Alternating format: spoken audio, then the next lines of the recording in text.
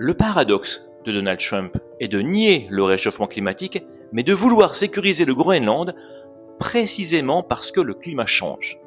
Sous son administration, je vous rappelle que les budgets de la recherche climatique ont été réduits, NOAA, NCAR, tandis que l'agence environnementale a été marginalisée.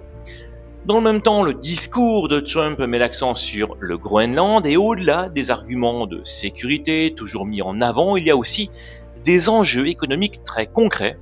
Le réchauffement climatique fait fondre la glace 3 fois plus vite dans l'Arctique que dans le reste du monde. La fonte de la glace va permettre l'accès à des ressources minières comme le graphite, le zinc, l'uranium, le nickel, le titane ou encore les terres rares nécessaires pour les batteries électriques et l'intelligence artificielle.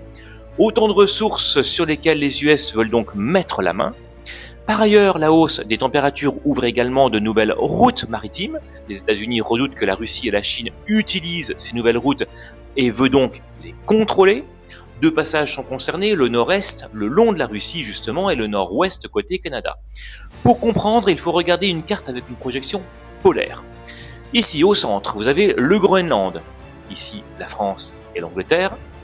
Maintenant, regardez, la route utilisée aujourd'hui entre l'Asie et l'Europe. Celle-ci, en jaune, depuis Yokohama. Elle passe par l'océan Indien, la mer Rouge, le canal de Suez, puis remonte vers l'Europe. C'est la route actuelle, longue de plus de 21 000 km, et elle est surtout indirecte.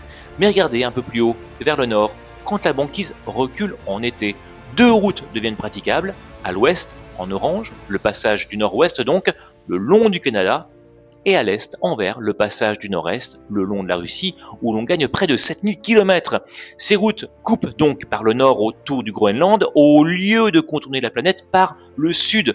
Quand elles sont accessibles, elles permettent donc de relier l'Asie à l'Europe avec jusqu'à 10 à 15 jours de navigation en moins. On comprend évidemment tout l'intérêt pour la Russie comme pour la Chine d'emprunter ces nouveaux couloirs. Le réchauffement climatique est donc contesté dans le discours de l'administration Trump, mais ses effets sont déjà intégrés dans la stratégie à long terme.